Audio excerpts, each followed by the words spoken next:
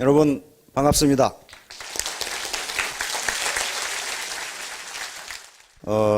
이 원데이 이 세미나에는 처음 오신 분들이 많기 때문에 강의 내용을 약 20% 정도는 중첩을 하고 나머지 80%는 새로운 것을 하고 있습니다. 지난주부터 이 꿈은 이루어진다 라는 강의를 시작했는데요. 앞으로 몇 번 더 할 계획입니다. 오늘은 꿈은 이루어진다 2를 할 계획입니다. 저는 군대 생활만 42년을 했습니다. 어떻게 군인 같아 보입니까? 지금 내 사복을 입고 있기 때문에 전혀 군인 같아 보이지가 않는데 가끔 강의하다가 좀 거친 말이 나오더라도 좀 양해를 해 주시기 바랍니다.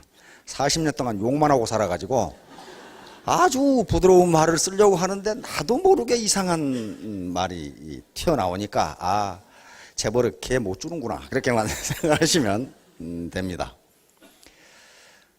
군대 생활을 오래 하다 보니까 몸을 많이 다쳐가지고 한 5년 내지 한 10년 동안은 고생을 많이 했습니다. 그래서 제가 이 옷을 이렇게 입고 있는데 옷을 벗으면은 조폭 비슷합니다. 사반대가 이렇게 찢겨가지고.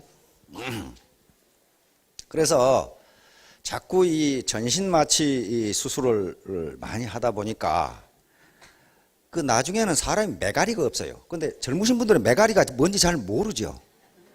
우리 어르신들은 매가리 없는 거 아시죠? 밥도 제대로 먹고 화장실도 제대로 가는데 왜 그렇게 힘이 없는지 사람이 매가리가 없어요. 그래서 한참 동안은 그 고속도로 운전을 못했습니다. 또 어디 여행을 못 가고. 왜냐하면 사람이 매가리가 없기 때문에 고속도로 운전하고 하다 갑자기 매가리가 없어져요. 그럼 뭐 어떡하겠어요, 이거 고속도로에서. 또 여행하다가 그런 일이 벌어지고. 그래서 항상 우리 마님께서 이제 운전수 노릇하고 그랬는데, 이 화장품의 효과는 몰라요. 제가 발라본 적이 없기 때문에. 하여간 40년 동안 발라본 적이 한 번도 없는 것 같아. 근데 해모힘은, 요게 원래 단기 백작약 천궁 아니에요. 근데 우리 아들이 한의사예요. 한의사이기 때문에 그게 이제 사물탕에 들어가는 보약이거든요. 그리고 한 3,000년 동안 우리 조상들이 먹었기 때문에 그게 인증이 된 거예요. 그래서 원래 원자력연구원에서도 원자력연구원에 당시 원자력병원이 원자력연구원 예하에 있었죠. 근데 원자력병원에서 주로 치료하는 게 암치료거든요. 방사선 치료인데 닥터들의 얘기를 들으면 방사선 치료할 때 아무나 하는 게 아니고 일정 정도 백혈구, 다시 말하면 면역이 일정 정도 있어야 방사선 치료가 가능하답니다.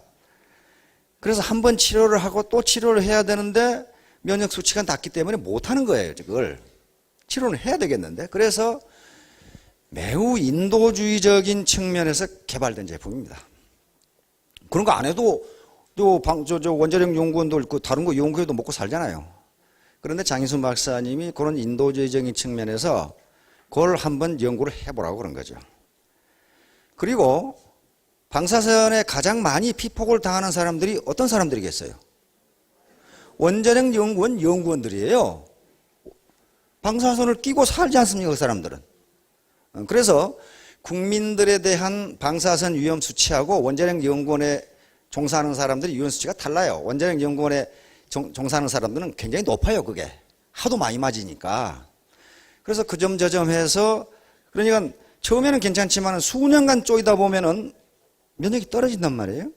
그래서 그걸 높일 수 있는 방안을 연구해보라고 지시를 하니까 이 박사님들이 얼핏 창안한 게 우리 조상들이 수천 년간 먹어온 보약에 그 힌트가 있을 것이다 이렇게 생각한 거예요. 그래서 이제 찾은 게 사물탕이. 그런데 사물탕을 가지고 이제 사물탕이니까 4가지죠. 4가지 가지고 믹스하면서 계속 테스트를 한 거예요.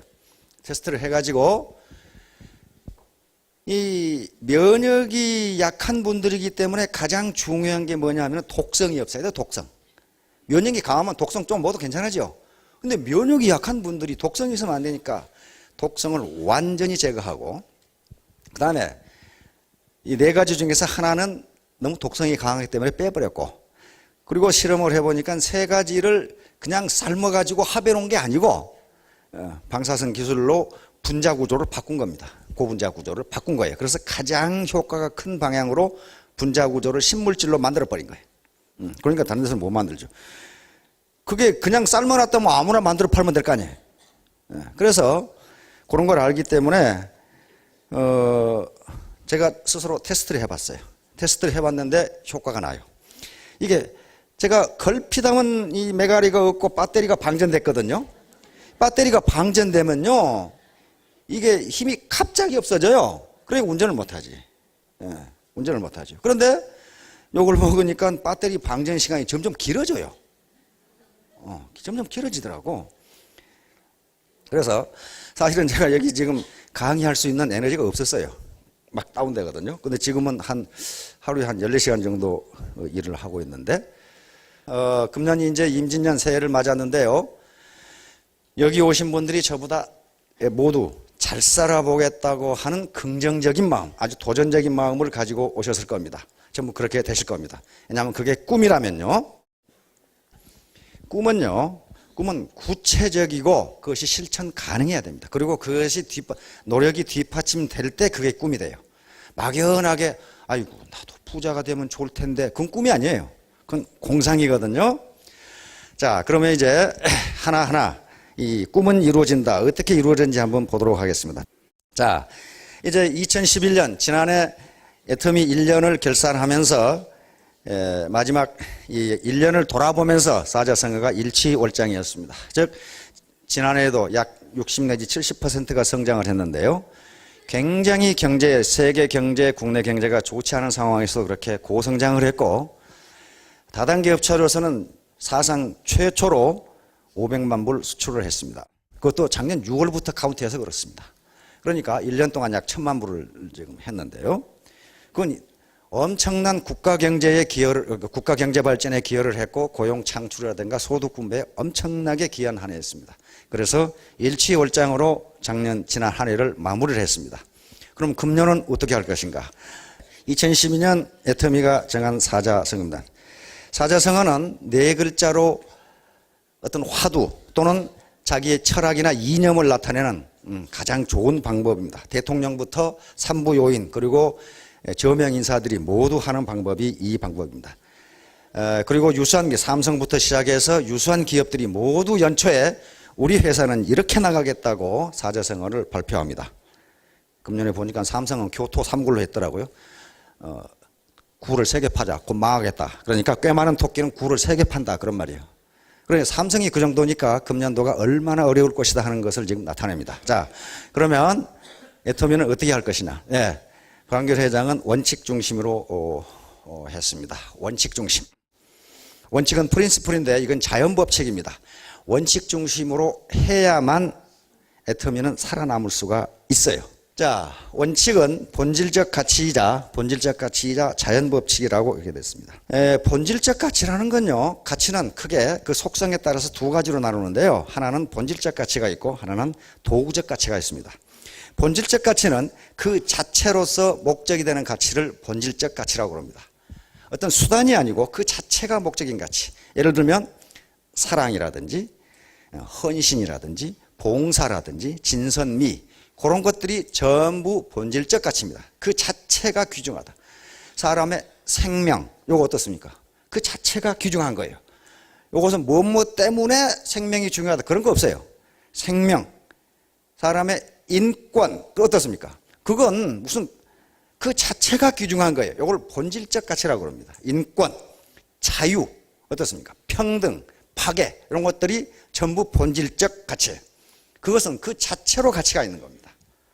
따라서 원칙은 본질적 가치이자 자연법칙이다. 자연법칙은요, 요 마이크를 놓으면 땅으로 떨어지는 게 자연법칙이에요. 아무리 권력자가 떨어지지 마 그런다고 해서 안 떨어지는 게 아니에요. 그리고 나침판이 가리키는 곳은 진북이에요. 그렇죠? 이게 자연법칙입니다. 요게 원칙이에요. 원칙. 나침판은 원칙적으로 북을 가리키게 되어 있습니다. 그게 뭐 지 마음대로 우리 다수결로 결정해서 나침반을 동서로 가리키게 하자, 그렇게 결정한다고 되는 일이 아니에요. 그러니까 원칙은 자연법칙입니다. 그리고 원칙은 묘수가 아닌 정수입니다. 프로야구를 보면요, 저쪽 외야에 있는 선수가 볼을 기가 막히게 아주 다이빙을 하면서 캐치를 하는 걸 봅니다. 묘기입니다 그런단 말이에요. 그런데 그 해설하는 사람, 그 해설하는 분, 하모라고 하는 해설하는 분이 저건 묘기는 묘기인데 사실은 저건 수비를 잘못한 거라고 그러더라고요. 수비를 잘하는 선수는 딱 맞는 순간에 공이 떨어지는 위치에 가 있답니다. 그러니까 아주 쉽게 볼을 잡는 것 같지만은 그게 수비를 무지무지 잘하는 선수래요. 그리고 슬라이딩 하면서 겨우 잡는 놈은 묘기를 부리는 것 같은데 명청하게 서 있다가 나중에 그런다는 거예요. 그걸 잘 모르고. 그래서 사실은 묘기나 묘수는요, 정수를 안 쓰기 때문에 나오는 거라고 그렇게 이야기들 합니다. 따라서 묘기나 묘수는요, 꼼수인 경우가 많아요. 이상한 요령인 경우가 많아요. 원칙은 정수다. 다음, 원칙은 고기를 잡는 지혜를 가르쳐 주는 겁니다. 고기를 주면은 하루를 먹지만은 고기 잡는 방법을 가르쳐 주면은 평생을 먹고 살 양식을 주는 거란 말이에요. 전쟁에도 전쟁 원칙이라는 게 있어요. 사람을 죽이고 싸우는데도 원칙이라는 게 있어요. 원칙에 벗어나면요, 지게 돼 있어요. 그거 지어요. 꼼수 부리다가 져요. 따라서 원칙을 안다는 것은 고기를 주는 것이 아니고 고기를 잡는 방법을 가르쳐 주는 거예요. 다음에 원칙 중심, 이익 중심 패러다임. 사람들은 근본적으로 이익 중심으로 움직입니다. 이것이 내 이익이 되겠다. 그런데 전부 다 그렇게 하면 어떻게 됩니까? 전부 다 손해예요. 갓길로 달리지 마라 그랬는데 모든 사람이 갓길로 안 달리는데 혼자만 달리면 어떻습니까? 기분 나이스죠. 무지무지 빠르게 가죠. 근데 인간은 안 그래요. 저 자식 가네 저거. 그리고 전부 다 그쪽으로 와야지. 그럼 나중에 차가 고장 나거나 사고 나서 그놈을 치워야 되는데 레카차가 올 방법이 없어. 다 갓길이 있으니까 더 늦어져요. 이런 방법입니다. 따라서 원칙을 지키면은 늦는 것 같은데 더 빨라요. 손해인 것 같은데 이익이에요.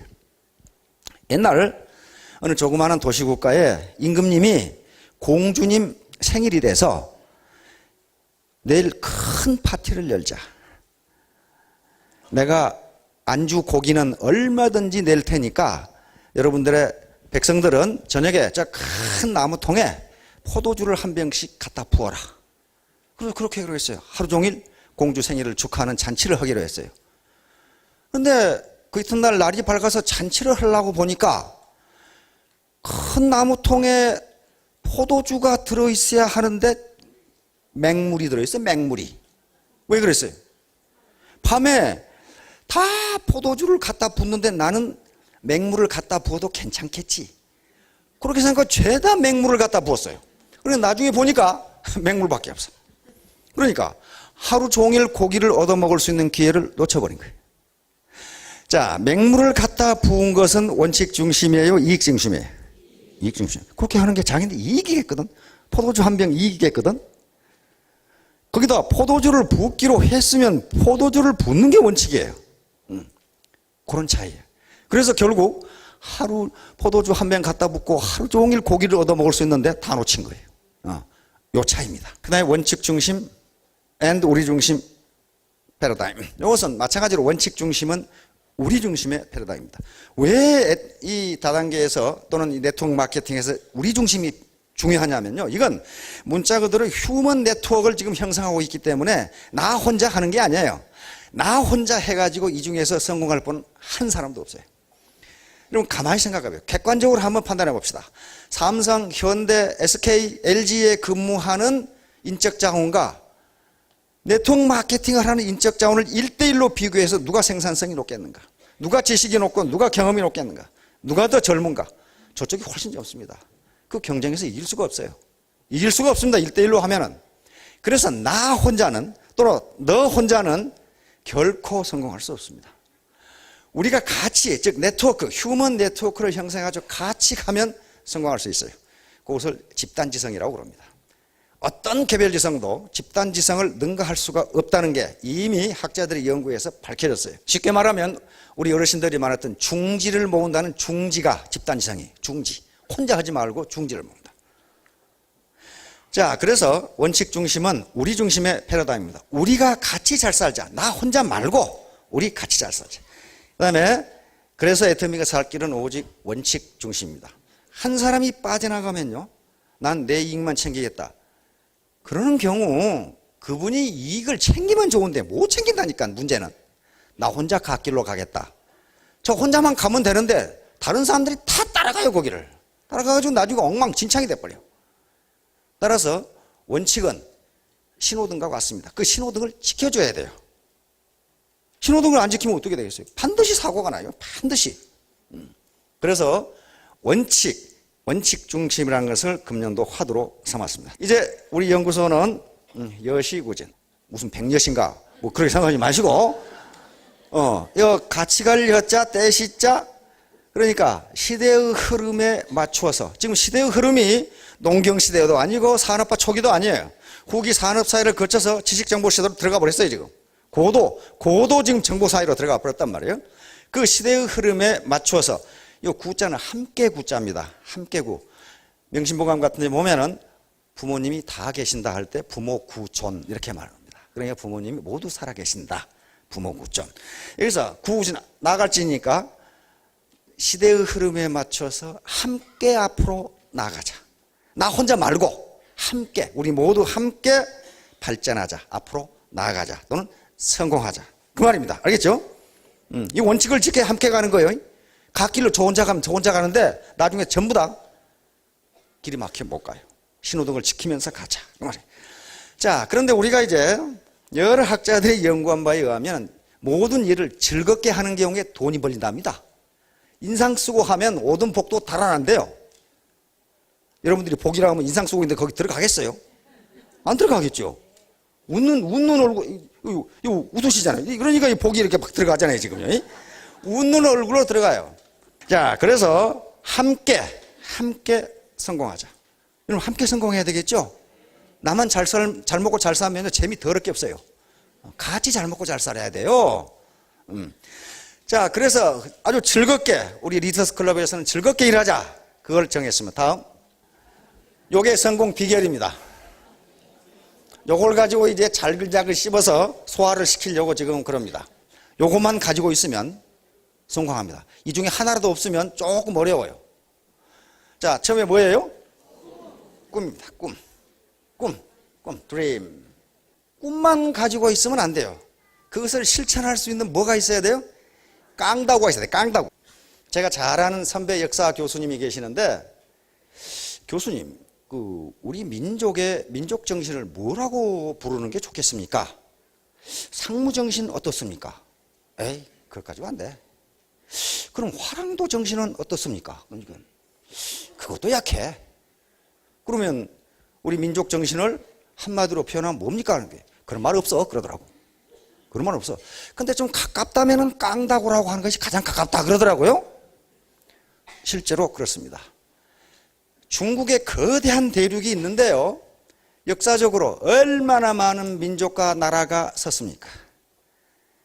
말갈족, 여진족, 만주족, 흉노족, 선비족, 돌골족 모두 중국 본토를 점령하고 큰 나라를 세웠습니다. 마지막 나라인 청나라는 만주족이 중국 본토를 점령해 세운 나라예요. 그렇죠? 그런데 만주족, 여진족, 말갈족, 선비족, 흉노족, 돌골족 어디 흔적도 없이 살아라고 그랬어요. 그렇죠? 그 북쪽의 민족들은요, 전부 다 기마민족이기 때문에 굉장한 전투력을 가지고 있는 민족들이었어요. 다 어디 가버렸어?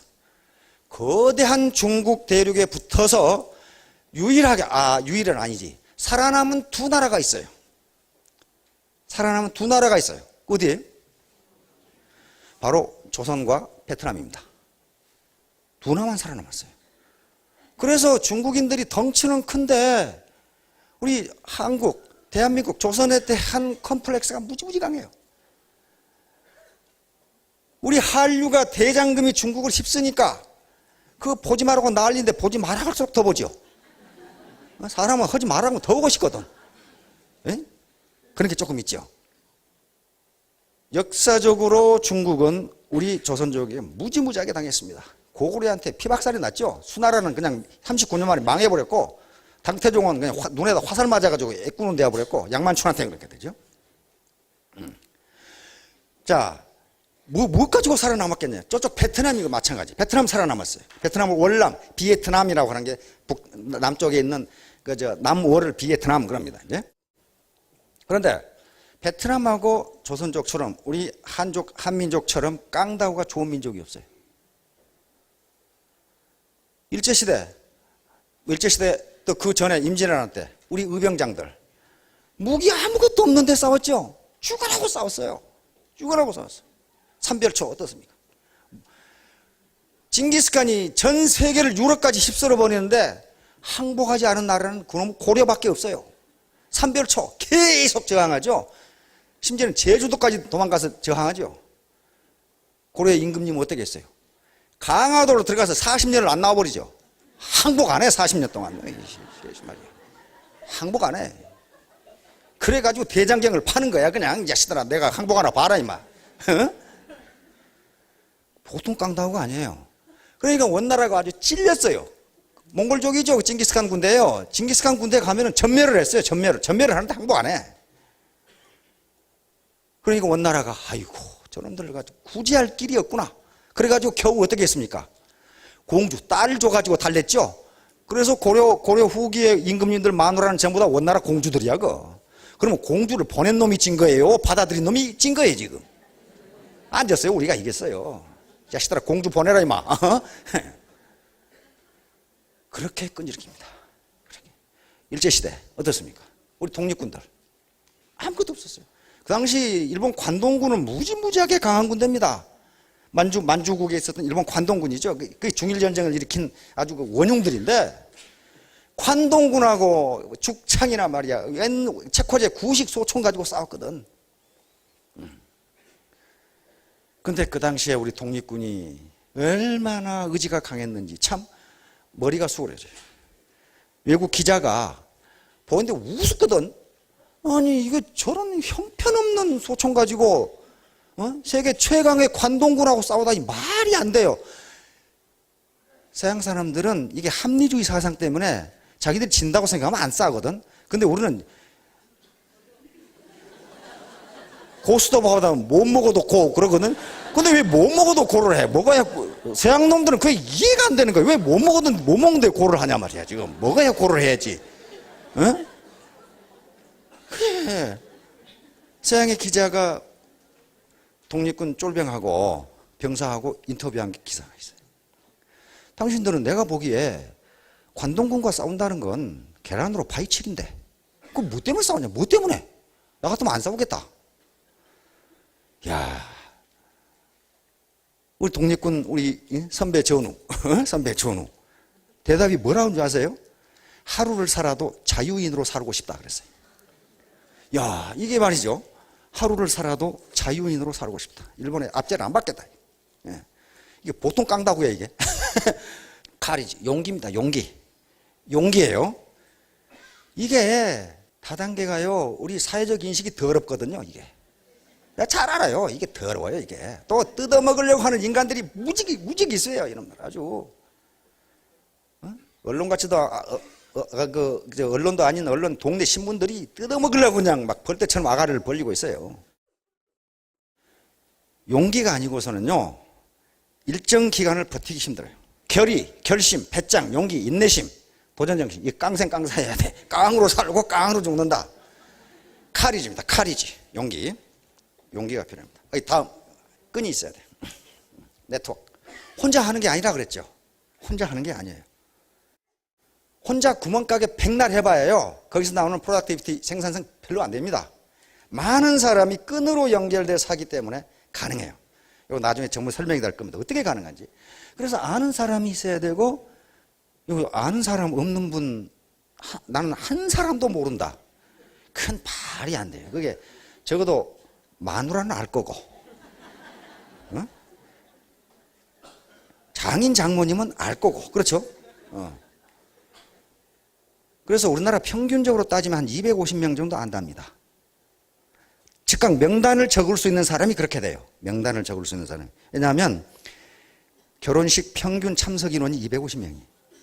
그럼 안다는 거 아니에요. 어떻게 해서든지. 그렇죠? 그것도 바쁜 사람은 못 왔기 때문에 훨씬 많아요. 최소를 잡을 때. 그 다음에 카운셀링. 이것은 일단 접촉을 하면 카운셀링을 해줘야 네트워크 형성됩니다. 그렇죠? 그래야 안 떨어져 나간다. 그 다음에 후속 관리. 이건 나중에 작은 세상 효과에서 설명을 할 겁니다.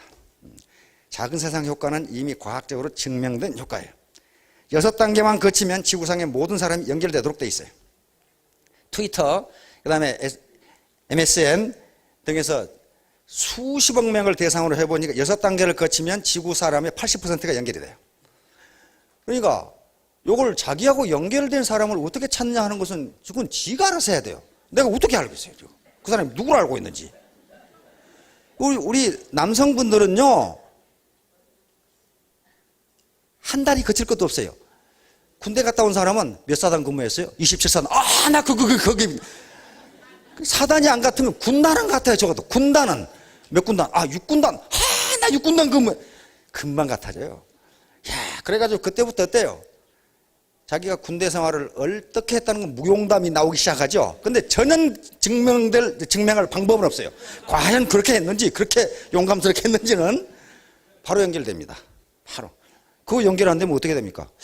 그 성이 김씨인데 어디 김씨죠? 이렇게 탁 물으면, 아, 김수로 왕, 그 김해 김씨가 제일 많거든요. 우리 어머니도 김해 김씨거든요. 아, 우리 어머니가 김해 김씨인데 이렇게 나오면 어떻게 됩니까? 탁 연결돼요. 근데 우리는 동성 동본을 남성 쪽으로만 금지했죠. 그래서 할머니하고 며느리하고 동성 동본인 경우가 있어요. 그렇잖아요. 남성 동성 동본 요것만 지금 계속 남자 쪽으로만 그렇게 했기 때문에 그래서 저한테는 우리 할머니가 김해 김씨고 우리 어머니가 김해 김씨예요. 이게 연결돼요. 이게 작은 세상 효과입니다. 다음 꾀가 있어야 돼. 꾀는 뭡니까? 이 머리에 머리. 지식, 지혜, 요령, 창의성, 융통성 이런 것들이 꾀예요. 꾀가 없으면 참 이것도 곤란해요. 그렇죠? 곤란해요. 아이디어, 융통성, 설득력, 눈치, 감수성, 요령, 사업성능, 리크루팅 이게 전부 다. 그래 여기 지금 참석하신 이유가 뭡니까? 꾀를 얻기 위해서요. 꾀. 지식, 지혜, 정보. 그렇죠? 이게 머리 공부예요. 머리 공부. 앞에 깡다구도 있어야 되고 끈도 있어야 되지만 그렇다고 해서 성공하는 건 아니에요. 무슨 뭔가 알아야 될 거 아니에요. 그렇죠? 뭔가 알아야 될 거 아니에요. 행동힘이 뭔지. 네트워크는 어떻게 하는 건지, 이 회사는 뭐 하는 회사인지. 옛날에 막가파라는 게 있었어요. 아가씨는 못 들어봤죠? 요즘은 보통 명사지만 막가파란 청소년 범죄단체가 있었다니까. 그 범죄단체 이름이 막가파예요. 그래서 그때 패러디가 많이 유행했어요. 패러디가 막가파를 이길 사람이 누구냐? 그랬더니 소방수다. 그냥 물불을 안 가리니까 소방수는 막가파도 소방수를 못 당한다. 물불을 안 가린다. 이건 이길 수 있겠죠? 그러면 소방수가 최강이냐? 아니다. 소방수를 장님과 만나면 장님이 이긴다. 그랬더니 눈에 보이는 게 없으니까 이건 말이야. 예, 소방수도 장님을 이기지 못한다. 아, 그럴 것 같죠? 눈에 보이는 게 없단 말이에요. 이건. 예? 필사직생이라고 그랬어요. 죽으라고 살라고 하면 죽고, 이순신 장군이 하신 말씀이죠. 죽기를 각오하면 산다. 그런 거란 말이에요. 자, 그러나 그것만 가지고 안 되고 꾀가 있어야 된다. 다음, 꾼이 된다. 프로페셔널. 이거 해볼까? 아이고 이것도 안 되고 저거 해볼까? 이것도 안 되고. 내가 아침에 오면서 우리 마누라한테 아마추어와 프로가 다른 점이 뭐냐? 그랬더니 우리 마누라가 명언을 하더라고. 아마추어는 해도 되고 안 해도 되고 프로는 그거 아니면 굶어 죽고. 그거 맞는 말씀 같아요. 맞는 말씀 같아. 그렇죠? 프로는 끌고 가는 사람이 프로입니다. 아마추어는 끌려가는 사람이에요. 기왕에 사는데 끌고 가면서 살아야지 끌려가면서 살 필요가 뭐가 있어요? 그렇죠? 네, 프로가 돼요. 프로 정신이 된다면 나는 이 분야의 전문가가 되겠다. 나는 반드시 성공하겠다는 프로. 그리고 이 열정이에요. 열정. 그리고 몰입, 커미트먼트. 긍정적 사고. 지호락은 공자님이 하신 말씀입니다. 지지자 불여 호지자, 호지자 불여 낙지자 그랬거든요. 논어에 있는 말씀인데, 아는 것은 좋아하는 것만 못하고 좋아하는 것은 즐기는 것만 못하다. 그러니까 즐기지 않으면 아무것도 안 한다. 프로야구 선수가 야구를 잘한다, 그거 가지고는 인류 선수가 못 됩니다. 야구를 그저 좋아한다, 그래 가지고도 안 된답니다. 야구를 즐겨야 특급 선수가 된대요. 야구를 즐겨야, 즐거워서 해야지. 이게 노동이라고 생각하면 안 된답니다. 그게. 그래서 반드시 프로페셔널이 돼야 된다. 전문가가 된다. 꾼이라는 게 지금 전문가를 얘기하죠. 사냥꾼, 일꾼,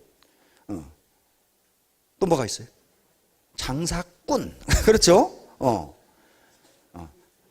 다단계꾼. 그렇게 꾼이 된다. 꾼. 프로라는 말이에요. 프로, 우리말로 씨름꾼. 그렇죠? 프로예요. 프로. 가끔 씨름하고 다닌 사람을 씨름꾼이라고 안 그래요. 따라서 프로페셔널 된다. 다음, 골, 쉐입. 골은 외형적인 쉐입도 얘기하지만은 내면적인 것도 다 골이라고 얘기합니다. 참, 내 골이 말이 아니다. 그 체면이 말이 아니다. 그 말이거든요. 그래서 외모, 인품, 신뢰, 정직. 꼴사납다. 그 말은 외모가 나쁘다. 그 말 아니죠. 품행이 좀 방정하지 못하다. 그 말이죠. 이미지, 인상. 이런 거. 우리 박 회장님이 늘 얘기하는, 이거 해서 돈 벌려면 이 꼴, 저 꼴, 별 꼴 다 봐야 된다. 왜냐하면 적이 세 개가 있어요. 즉, 스폰서가 적이고, 파트너가 적이고, 고객이 적이에요. 고객 만날 때마다 어떻게 합니까? 사람 참 쪽팔리는 소리 하죠. 아이고, 네가 어쩌다가 그런 데 빠졌냐. 뭐, 이렇게, 참 별꼴 같은 얘기를 하죠. 다른 데 가봐라. 뭐 이런 식. 전화하면 전화도 안 받고. 그 꼴을 이겨내지 못하면 성공하기가 힘들어요. 지금 쉽게 돈 벌 수 있는 방법이 하나도 없습니다. 아마 금년도에 가장 어려울 겁니다. 그걸 길게 설명을 못하지만은 지금 신자유주의 경제정책이 지금 거품이 붕괴되는, 세계 경제가 지금 붕괴되는 과정에 있거든요. 금년에 물가도 많이 오를 거고, 수출도 안 될 거고, 경제성장 안 될 거고, 마찬가지로 고용이 안 될 겁니다. 그건 물론 유럽에 달려 있어요. 유럽 재정위기가 어떻게 해결될지. 근데 재정위기가 해결될 기미가 보이지를 않습니다. 재정위기가 해결되려면은 경제가 성장을 해야 되는데 성장을 하질 않아요. 0% 성장 아니면 마이너스 성장이에요. 그러면 어떻게 합니까? 점점 수명은 길어나서 복지 지출은 많아지는데 세금은 안 거친다. 그러면 재정적자 계속 나죠. 재정적자 계속 나요. 그러면 정부는, 이태리 정부나 그 피그스, 돼지들이라고 그래. 피그스. 여기 I가 2개 붙고 G가 2개 붙고 S가 하나 붙어요. 요게 지금 돼지 같은 나라들인데 요게 지금 망하게 생겼거든요. 요게 P가 포르투갈 있죠? 요게 이태리, 아일랜드, 그리스 지금 곧 망하기 일보 직전이죠. 그리스. 요거 G는 영국, 그레이트 브리테인에서 영국, S는 스페인. 요 나라들이 경제가 성장을 안 해요. 경제가 성장을 안 하니까 재정 적자가 나니까 뭘 발행합니까? 채권을, 국채를 발행해가지고 외환시장이나 은행에 팔아가지고 돈을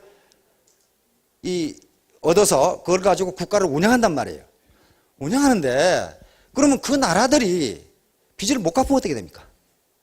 그 정부가 발행한 채권이 휴지가 돼요. 그렇죠? 빚을 못 갚으면 나 못 갚겠다, 배째라 하고 그리스가 그러고 있거든. 그리스가 나 못 갚으면 나 배째라. 그러면 그 채권을 샀던 은행들이 어떻게 돼요? 은행들이 망해요. 흔들흔들해. 그래서 지금 국제신용평가기관에서 유럽의 은행들의 신용 등급을 계속 떨어뜨리는 게 그것 때문에 그래요, 지금. 이 나라들은 이거 굉장히 기분 나쁘게 생각해요. 자기 왜 우리를 말이야, 돼지라고 그러냐 말이야. 근데 지금 국제용어로 돼 있어요, 피그스로, 돼지들로. 그러니까 그 나라들이 빚을 못 갚으면 유럽의 거대 은행들이 흔들흔들해요. 흔들흔들 하면은 이 거대 은행들이 우리 자본시장에 들어와 있는 돈이 많아. 우리 증권시장에. 그러면 어메뜨걸 하고 우리 증권이 돈을 빼가버려요. 그럼 어떻게 되나? 우리 자본시장이 흔들리더래. 그래서 지금 정부가 위기관리 체제로 들어간 게 그것 때문에 그래요. 저게 빨리 해결이 돼야 되는데 해결이 안 돼요, 지금. 해결될 기미가 없어. 앞으로 5년은 갈 겁니다. 자, 그 다음, 끝. 엔드. 끝까지 해야 된다. 끝까지. 중도에 포기하면 아무것도 안 된다. 그런 얘기입니다, 지금. Never give up. 반드시 성공해야겠다는 의지가 있어야만 된다. 자, 7가지를 제시했습니다. 자, 이제 세 가지 공부를 해야 되는데요. 세 가지 공부. 이것이 요 7개 쌍기업과 어떻게 연결되느냐. 이건 애터미 사업뿐만 아니고 구멍가게를 하더라도 이 세 가지 공부는 반드시 해야 됩니다. 이게 안 되면요, 뭘 하든지 실패. 자, 봅시다. 세 가지 공부. 머리 공부. 뭐 알아야 될 거 아니에요. Intellectual discipline. 머리 공부를 해야 돼요. 알아야 된단 말이에요. 지식이 있어야 되고 지혜가 있어야 되고 자기가 하는 일이 무슨 일인가를 알아야 된단 말이에요. 이것이 꽤 해당합니다. Wisdom, knowledge, creativity 이런 것들은 머리 공부. 다음 마음 공부, mind. 이건 꿈도 있어야 되고 깡도 있어야 되고 의지야, 의지. 의지가 있어야 돼요. 내가 이걸 반드시 실천하겠다는 의지가. 지식이 아무리 많아도요, 의지가 없으면 실천 못합니다. 꼭 이루고 말겠다는 의지가 있어요. 그럼 2개만 있으면 되느냐? 천만의 말. 마지막 하나가 제일 중요해요. 뭐예요? 몸 공부. 이게 몸으로 뛰어야지. 맨날 책상 머리에 앉아서 네트워크 공부하면 뭐예요, 그거? 우다 속에서 그거. 몸으로 뛰어야 돼. 반드시 머리 공부, 마음 공부, 몸 공부. 이게 삼위일체가 돼서 돌아가야 무슨 일을 하든지 성공할 수 있습니다. 알아야 되고 결의, 결심 이게 있어야 되고 의지 그리고 몸으로 뛰어야 됩니다. 다음, 자 이제 사업 성공의 필요 조건. 이것도 3가지입니다. 차가운 머리예요. 머리가 뜨거우면요 정신이 없어요. 우리 한의학에서 두한종렬이란 말이 있죠. 예. 머리는 차고 발은 따뜻하게. 머리가 차갑다는 것은 뭐냐 하면은 냉철한 이성을 이야기합니다. 냉철한 이성. 쿨헤드라고 하는 건데 영국의 알프레드 마샬이라는 경제학자가 이걸 이야기한 겁니다. 자, 머리만 차가우면 되느냐? 이건 냉철한 이성. 냉철한 이성, 예리한 판단력 이런 거 필요하다고 말이에요. 다음, 따뜻한 가슴, 온정입니다. 온정. 요게 마음 공부예요.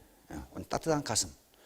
이게 나만 잘 먹고 잘 살겠다고 그런 마음을 가지면요, 그렇게 되면 좋은데 안 된다 그런 말이에요. 같이 더불어 살겠다는 온정을 가진 경우에 더 잘 된다는 게 학자들의 연구 결과입니다. 마음 공부, 부지런한 손말. 이게 종렬이에요. 몸 공부. 다시 말하면 발바닥에 땀 나도록 뛰어라 그 말이에요 지금. 발바닥에 열 나도록 뛰어라. 이게 안 되면요, 차가운 머리, 냉철한 이성이죠. 따뜻한 가슴, 그리고 부지런한 손발. 이게 없으면 이 3박자가 맞지 않으면요 무슨 일을 해도 안 됩니다. 셋 중에 하나만 없어도 안 돼요. 안 됩니다. 차가운 머리만 있다.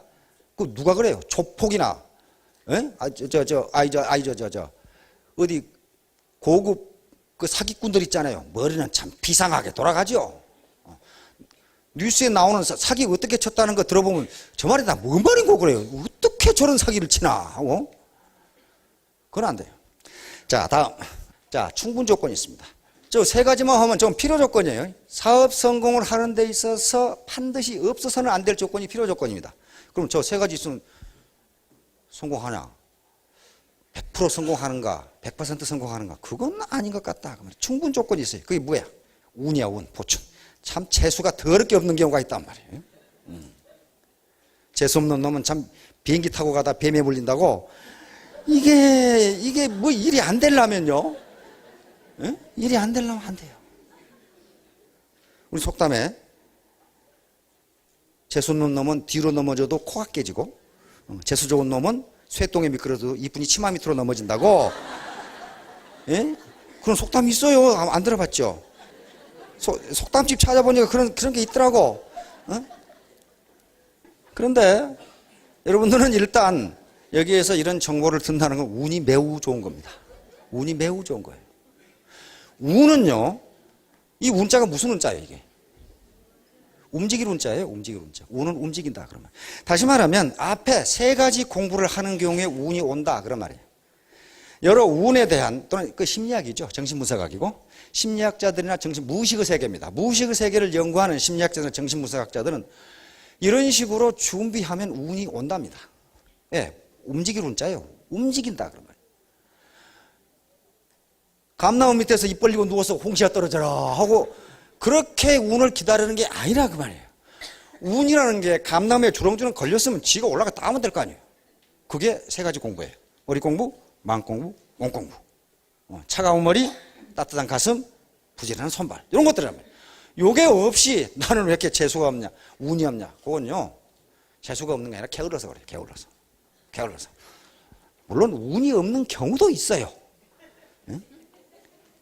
63빌딩 63층에 근무하는 어떤 놈이, 젊은 놈이, 부장이 내일 아침까지 이걸 보고하게. 딱 하니까 부장한테 잘 보여서 고가 점수 잘 맞으려고 아침 일찍이 일어나가지고 63빌딩에 갔더니 하필 엘리베이터가 고장났어. 죽으라고 63층까지 올라가서 문을 열려고 보니까 키를 안 가져왔어. 키를 안 가져왔어. 파비온이라고. 그래가지고 다시 걸어 내려가서 집에까지 뛰어가서 키를 가지고 다시 올라오는데 어떤 놈이 문을 열어놨어.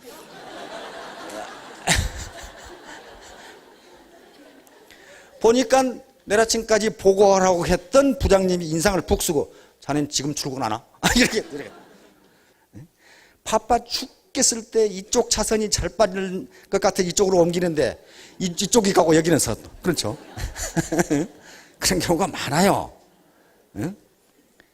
버스에서 모처럼 들을 만한 노래가 나온다. 그러면 멘트가 나오죠. 다음 정거장은 이렇게.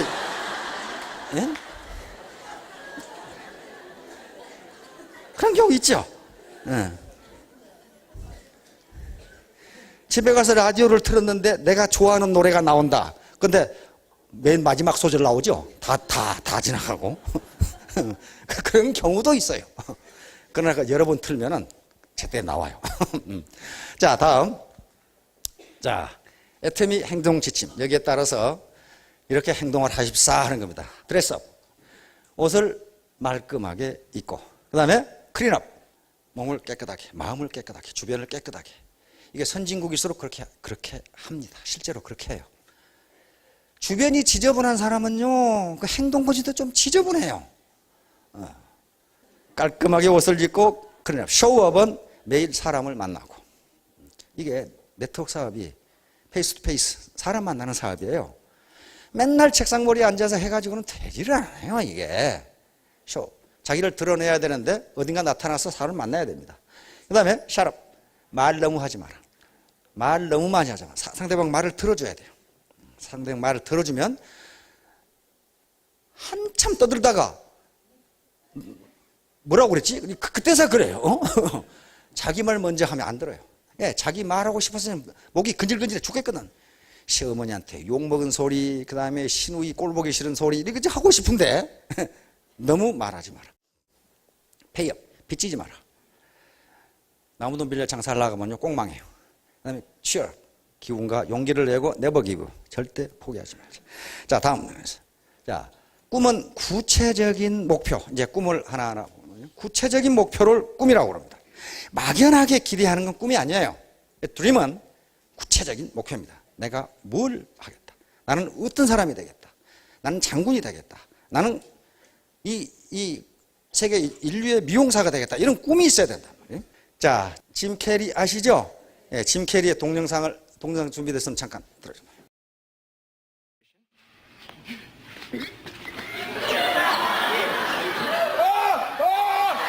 Wait till they get a load of me.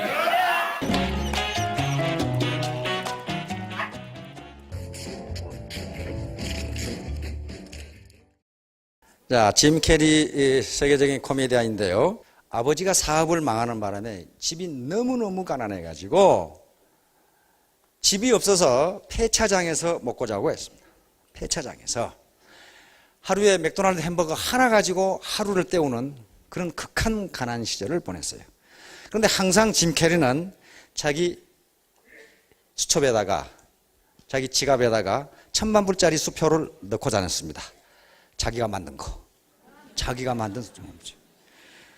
나는 언젠가 영화 한 편에 1,000만 불 개런티를 받는 배우가 되겠다고 1,000만 불짜리를 넣고 다녔어요. 그런데 19살 때 허리우드로 와서 여러 가지 영화에 출연하다가 에이스 벤츄라에서 나온 겁니다. 에이스 벤츄라라는 영화에 크게 성공하고 바로 그해 나온 더 마스크라는 영화가 있습니다. 그 마스크에 출연해서 개런티 1,000만 불을 받았습니다.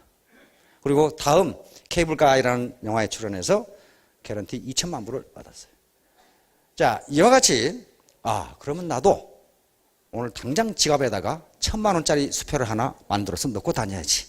그렇게 하세요. 그렇게 하는데 그게 부적이었는가 보다. 그렇게 생각하지 마세요. 그것은 자기 구체적인 꿈이었고 꿈을 구체화하기 위해서 무지무지하게 노력했습니다. 피나는 노력을 하였다고 그렇게 돼 있어요. 3살 때부터 표정 연기에 소질이 있다는 걸 알고 또 초등학교에서 선생님이 너는 표정 연기에 소질이 있다고 말해줬어요. 그래서 그때부터 표정 연기를 연습을 해서 10살 때는 80까지를 할 수 있었다고 합니다. 15살 때 코미디언 클럽에 캐나다에서 출연을 했고 19살에 허리우드로 와서 댄저필드라고 하는 코미디계의 대부의 눈에 띄면서 일약 스타덤에 올라가 버린 사람. 그러면 댄저필드라고 하는 코미디언의 대부한테 가서 내가 코미디를 하겠다고 하는 사람이 이게 짐 캐리뿐이었겠느냐 그 말이야. 수백 명, 수천 명이 있었을 거예요. 그런데 왜 짐 캐리가 그렇게 됐냐? 피나는 노력을 했단 말이에요. 피나는 노력을. 또 자기는 영화 한 편에 1,000만 불을 받겠다고 하는 강한 의지가 있었어요. 그 의지의 표상이 자기 지갑에 있는 1,000만 불이지 그게 부적이 아니라 그런 말이에요. 누구든지 꿈을 이렇게 구체화해서 그걸 이루겠다고 하면 이루어질 수 있다는 걸 보여준 대표적인 예가 짐 캐리가 그 하나의 예입니다. 알겠죠? 자, 이제 목표 달성 방법 기준. 그러면 이제 내가 부자가 되고 싶다. 내가 성공하고 싶다는데 도대체 성공이 무엇이고 부자가 무엇이냐? 내 목표가 어떻게 달성됐다고 보느냐? 하는 그 기준에는 3가지 기준이 있습니다. 통상 의사결정에 있어서. 자, 첫 번째가 극대화. 즉, 내가 부자가 되고 싶다. 이 극대화 기준을 적용하면요. 돈을 도대체 어느 정도 벌어야 부자인지 알 수가 없어요. 왜냐면 극대라는 게 한이 없으니까. 그렇죠? 그러면 부자가 될 수가 없어요. 아무리 많이 벌어도 그건 극대가 아니거든요. 그래서 다음 기준을 적용하는 게 좋습니다. 만족 수준만. 나는 이 사업을 해서 월 소득이 얼마까지 벌겠다. 내 재산이 어느 정도까지 벌겠다. 그 정도 벌고 나는 사회 공헌을 하고 뭔가 사회 봉사활동을 하겠다 하는 목표를 만족 수준을 정해야 자기 목표가 달성됐는지 안 됐는지 알지. 내 돈을 극대로 벌겠다. 그러게 되면 어느까지 벌어야 돼요? 돈 벌다 죽어버리는 거지 그럼 그러면 안 되잖아요. 만족 수준을 반드시 정해야 됩니다. 과거 위대한 유인들을 보면 그 정해놓은 사람이 있어요. 돈은 이 정도 됐고 나는 이제 국가에 봉사하겠다는 사람이 많아요. 자, 다음 우선순위 방법. 이제 목표가 여러 개가 있습니다. 우리 애터미에서는 통상 균형 잡힌 삶을 목표로 잡습니다. 경제적으로 잘 살고 사랑하고 배우고 사회에 공헌하는 것. 4가지 목표가 있는데 가장 우선적인 목표가 무엇이냐? 가장 우선적인 목표가 경제적으로 잘 사는 거예요. 그래야 공부도 시키고 부모님께 효도도 하고 사회 봉사도 하고 그럴 거 아니에요. 그래서 우선적인 목표를 먼저 추구하되 나머지 목표는 그냥 놔두느냐? 그게 아니에요. 동시에 추구하라 그런 말이에요. 내가 돈 벌 때까지 부모님은 절대로 전화도 안 해야지. 그거 안 된단 말이에요. 지금 현재 수준을 하면서 주 목표를 여기에 두라 그 말이지 요것만 하라 그런 건 아니에요. 우선순위. 이제 목표 관리인데요. MBO라고 합니다. Management by Objectives. 목표 관리. 자기 목표 관리는 원래 조직 이론에서 나오는 겁니다. 개인 목표와 조직 목표를 조화시키고 개인에게 우의 상사가 목표만 주고 어떻게 달성할 것인지 네가 알아서 해라. 그 말이 이 목표 관리예요. 그러니까 모두 다 여러분들은 사업자이고 사장님이시기 때문에 자기 목표를 자기가 세우고 자기가 추진해야 돼요. 스폰서가 뭐 가르쳐 준다고 해도 꼭 그것이 옳은 방법인지 그건 알 수 없는 방법, 알 수 없습니다. 자기 주관이 있어야 된단 말이에요. 자기가 해야 돼요, 자기가. 자, 그 다음. 자, 이제 목표를 설정하는데 목표 설정은 통상 스마트 원칙을 적용합니다. 스마트 원칙은요, 모든 대기업이나 또는 공공기관에서 매년 목표를 잡는데 목표를 어떻게 정하냐. 그게 스마트라고 하는 방법입니다. 자, 스마트가 뭔지 한번 봅시다. S는 스페시픽. 구체적으로 목표를 잡아야 된다. 구체적으로 목표를 잡아야 된다. 나는 성공해야 되겠다. 그래가지고 뭐가 성공이냐 알 수가 없어요. 나는 영어를 잘해야 되겠다. 이게 뭐예요, 이게? 어떻게 하는 게 잘하는 건지. 구체적으로 나는 토익 점수를 900점을 맞겠다. 이렇게 구체적으로 잡으라는 거예요. 나는 매월 500만 원을 벌겠다. 이렇게 잡아야 목표가 구체적이죠. 나는 돈을 많이 벌겠다든가. 나는 영어를 잘해야지. 나는 훌륭한 사람이 돼야지. 이건 매우 추상적이어서 안 된다. 그 말입니다. 다음, M은 measurable. 측정 가능해야 된다. 측정할 수 없으면 안 된다. 그러면 측정할 수 없으면 안 된다. 측정할 수 있으려면 어떻게 됩니까? 어떤 구체적인 직급으로 표시되든가 또는 구체적인 수치로 표시되든가 그래야 되겠죠. 나는 몇 개월 이내에 판매사가 되겠다. 이거 구체적이죠. 측정 가능해요. 그건. 됐는지 안 됐는지 금방 나타나요. 나는 월 1,000만 원을 벌겠다. 이거 측정 가능하죠. A, 액션으로 행동지향적으로. 그냥 추상적으로 해놓으면 안 된다. 행동지향적으로. 나는 부모님께 효도를 하겠다. 그 효도가 뭔지 잘 몰라요. 그러니까 나는 비록 돈이 없지만 매일 부모님께 전화를 드리겠다. 이건 행동지향적이야. 그렇죠? 전화를 드렸다면 목표 달성을 한 거고 안 드렸다면 못 한 거고 행동으로 나타나야지 그냥 추상적으로 부모님께 효도를 하겠다. 이래 가지고는 안 된다. 리얼리스트, 현실성 있게. 실현 가능해야 된다. 너무 택도 없는 목표를 잡아놓은 사람이 있어요. 내가 봤어요. 뭐 10만 평짜리 집을 사겠다. 뭐 이래놓으면 이게 내가 보니까 가당치가 않거든. 그게 가당치가 않아요. 그래서 리얼리스틱, 실제로 실현 가능해야 된다. 실현 가능해야 된다. 너무 작게 하란 말은 아닙니다. 최대한 노력했을 때 달성할 수 있는 목표. T, 타임 바운드, 시간제. 언제까지 반드시 언제까지. 이게 없으면요 그 목표 달성했는지 말았는지 알 수가 없어요. 언제까지 하겠다. 자, 아까 목표 난이도, 리얼리스틱이란 말이 있었는데 학자들의 연구에 의하면 이거 난이도입니다. 난이도고 성과예요. 목표를 잡았는데 난이도가 너무 작으면요 성과가 작다 그 말. 다시 말하면 나는 한 달에 50만 원을 벌겠다.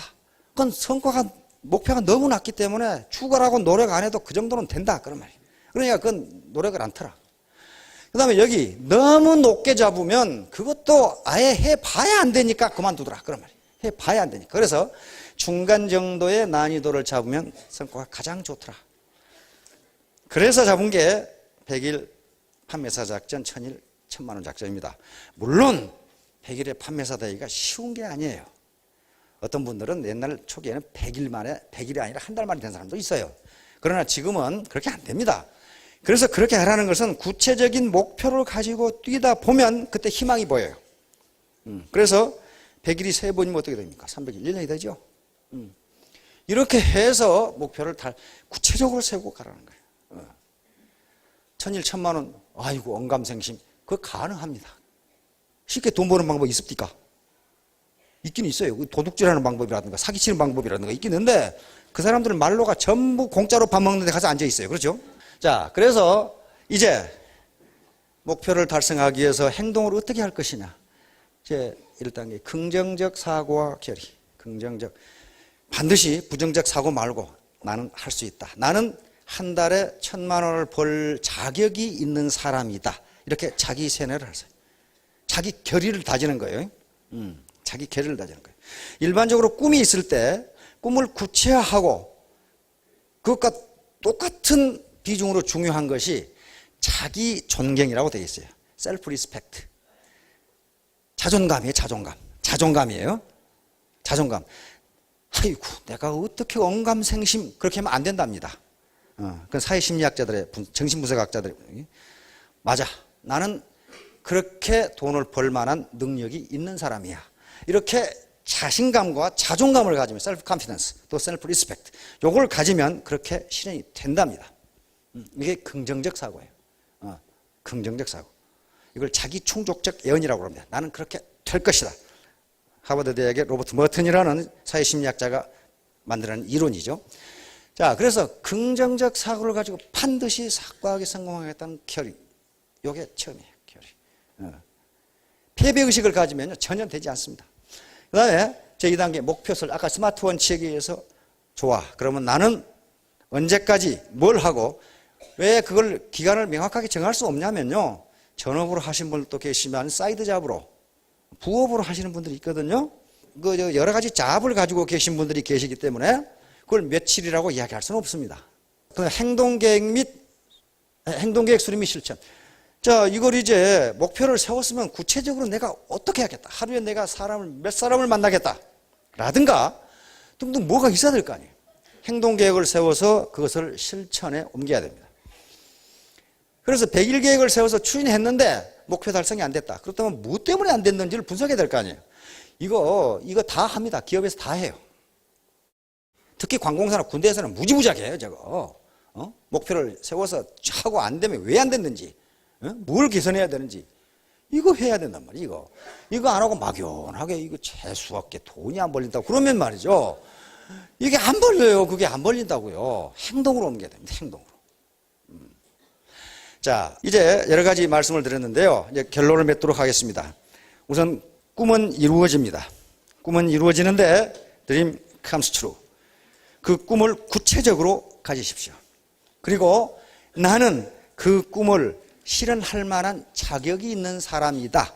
이렇게 자신감과 자존감을 갖기 바랍니다. 절대로 패배의식을 갖지 말고, 그리고 분명한 것은 돈 벌기가 쉬운 것이 아니다. 앞에 리더분들 지금 고소득을 올리고 있지만은 무지무지하게 열심히 뛴 사람들이다. 타이밍, 시간이 경과했다. 3년이라는 시간이 경과했어요. 며칠 해보고 안 된다고 말아버리면 그건 안 되게 돼 있어요. 속담에 구르는 돌에는 뭐가 끼지 않는다? 이끼가 끼지 않습니다. 계속 이거 했다, 저거 했다, 이거 했다, 저거 했다, 돈이 안 벌린다 그 말이에요, 그 속담이. 그래서 쇠물 우물을 파더라도 하나를 파라고 하는 게, 20m짜리 우물 하나 파면 물이 나올 걸 1m짜리 20개를 팠다. 그 물 나와요, 그게? 안 나오게 돼 있어요. 그거 왜 어떻게 나옵니까, 그게? 하나만 파면 20m 파면 나오는데. 자, 금년에 여러분들 모두 구체적인 꿈을 가지고 모두 성공하시기 바랍니다. 감사합니다.